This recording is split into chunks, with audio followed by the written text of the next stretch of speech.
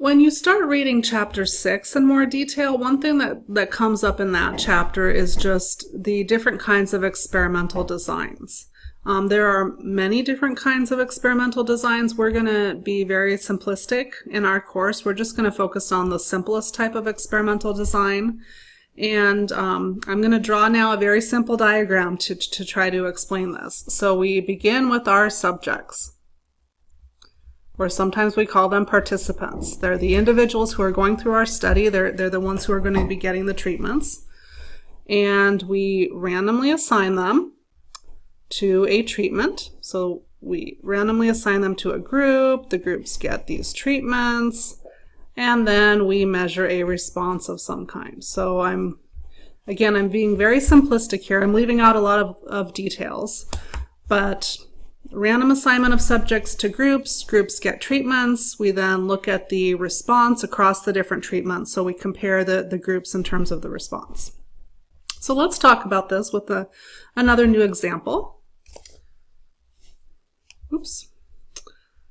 I totally forgot that I had this on here, so I'm sorry about that. I thought this was a blank slide. So again, up here I just kind of said this.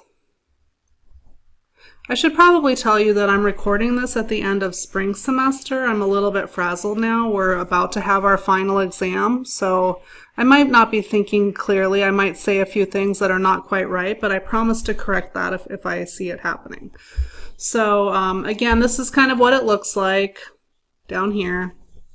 And we give this a particular name. So we call it a randomized comparative experiment or a completely randomized design. So you might see us refer to this in one of these two different ways.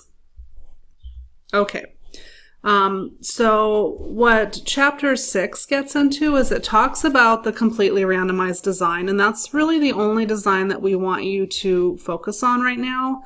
You're also learning in chapter 6 about randomized block designs, about something called a matched pair design. We of course think those are very important as well. We hope that you'll read about them and learn about them, but we're not going to be really talking about those particular designs in detail, nor are we going to be asking you any questions about those designs when it comes to assessments. So we really just want you to focus on this first type of design. And again, that's the most simplistic of these three different designs.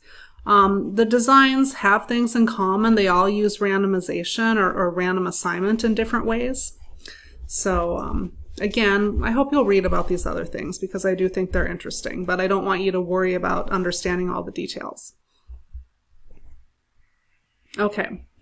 So let's talk about this in practice. Let's talk about an example to kind of see what this all would look like. So let's say that I tell you that we have 20 employees who are in an office and they have to learn a new computer program. And so maybe there are things that we feel could affect whether they learn this new program, how they learn the program. Now, one employee in the office is Jim, and he thinks that actually music in the background is going to affect whether employees learn the program. Specifically, he thinks playing classical music in the background is going to help people better retain information and do better in terms of learning this program.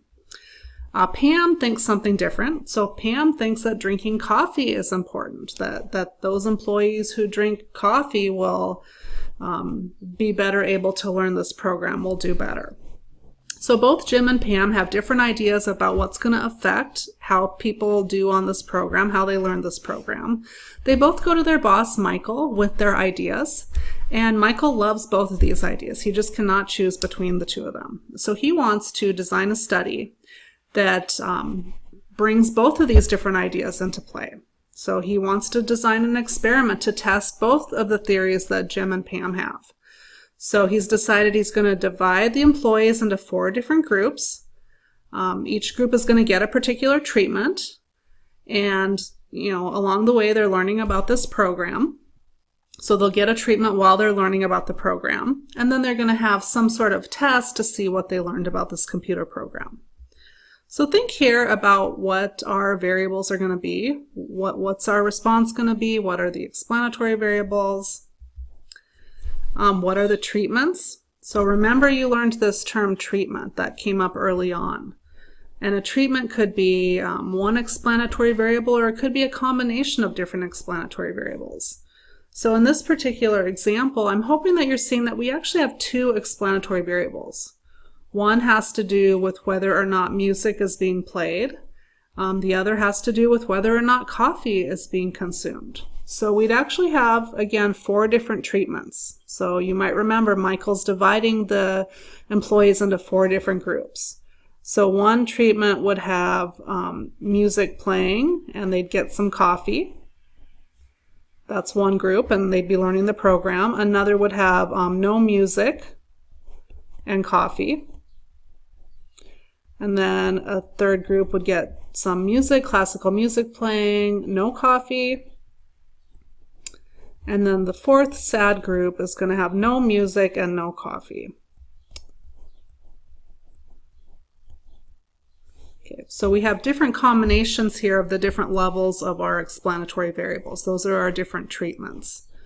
And what would the response be? Well, that would be score on multiple choice test.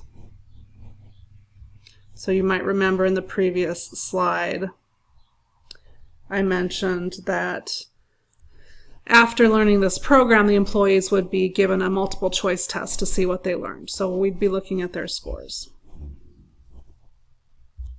Now this is what this would look like if we were to diagram it out. And as you're getting into, as you're reading more in chapters 5 and 6, it does talk about taking some time to diagram the experiment so you can really get a sense of what things look like, what's going on.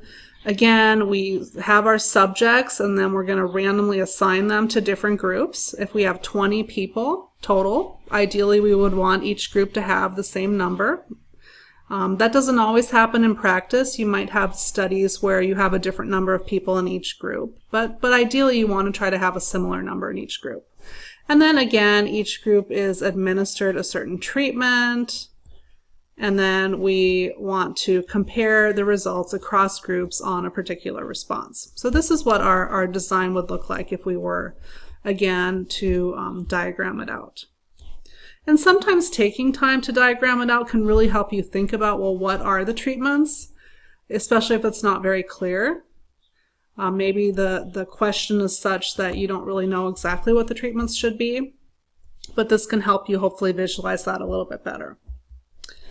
Let's think about another study. So this is a new study. Maybe some of you have done this before. So I'm wondering how many of you know what this is, the 5-second rule.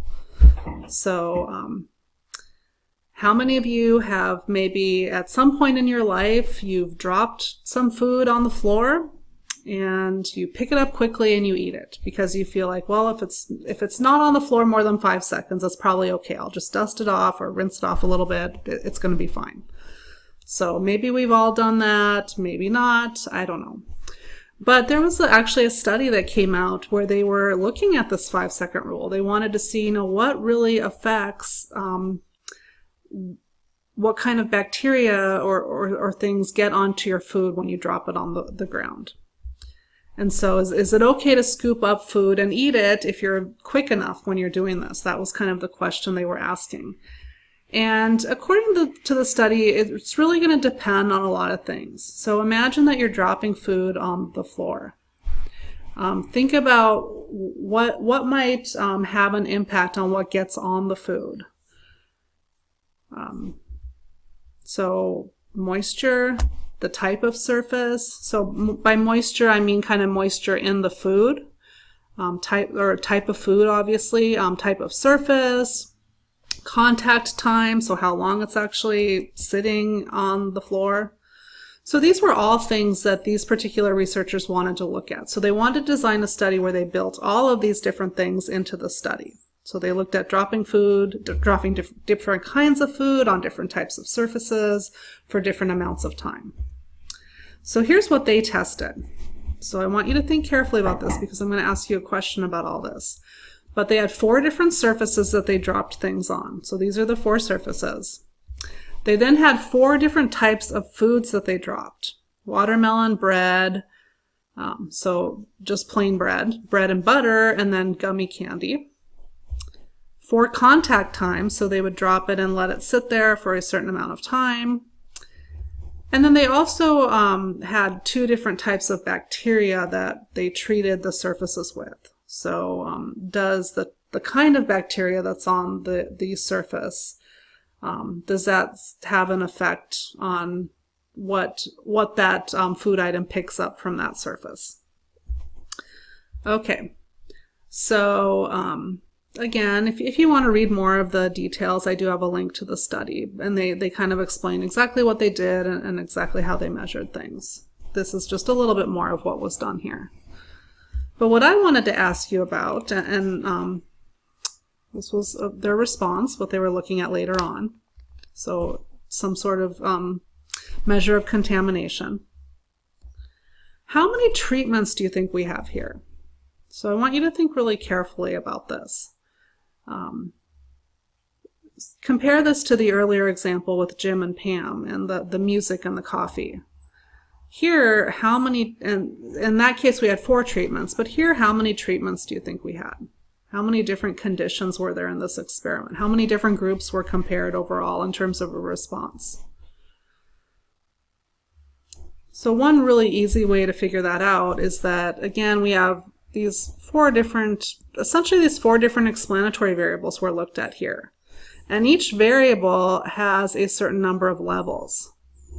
4 surfaces, 4 foods, 4 contact times, and 2 different bacteria types.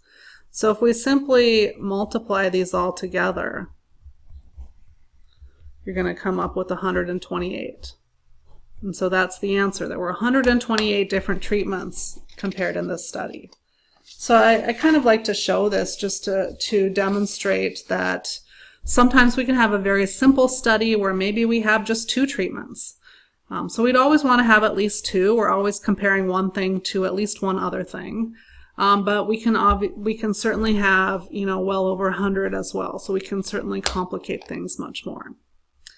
And if you have so many treatments, that's gonna make things a little bit more challenging in terms of how you analyze the results and what you do, and that goes way beyond the scope of our course. But we just always want you to be thinking about this, and again, having this understanding of what a treatment is will be very important. Okay, so let's see how far we'll go a little bit more into the content here. I know we've had a lot of videos on this. I'll try to wrap things up fairly quickly. But here's a new study. Being drunk, is it a trick of the mind? So I thought you might find this interesting. Again, there's a link here if you want to read about this. This was a study conducted in New Zealand where researchers randomly assigned subjects to groups. So subjects were put into one of 2 groups. In one group, the subjects were told that they were drinking vodka. So they were given something to drink and they were told it was vodka. In the other group, they were given something to drink and they were told it was tonic water. In reality, both groups were drinking the same thing. Neither of them had any vodka. What they did with this study is that, so they gave them something to drink, and then they had to complete a task, and their memory was being assessed along the way. So after they consumed these drinks, were their memories any different? So that's what the researchers were trying to see. They were trying to see, do people who think they're drinking alcohol have memories that are worse than people who think they're not drinking alcohol? What they found was that when they gave this memory test, those who had been drinking what they thought was vodka actually scored much worse than those who were drinking what they were rightly told was just tonic water. So I want you to think about what do you think is going on here? Why is it that perhaps there's a group that is performing a certain way because of what they think is happening, not because of what's really happening? So they think they're drinking alcohol, they think it's maybe going to have a certain impact on them, and lo and behold, they perform worse. Obviously not because of any alcohol that was in the drink, because there was no alcohol. So think about what's going on here, and we're going to come back and we're going to talk more specifically about what's going on here.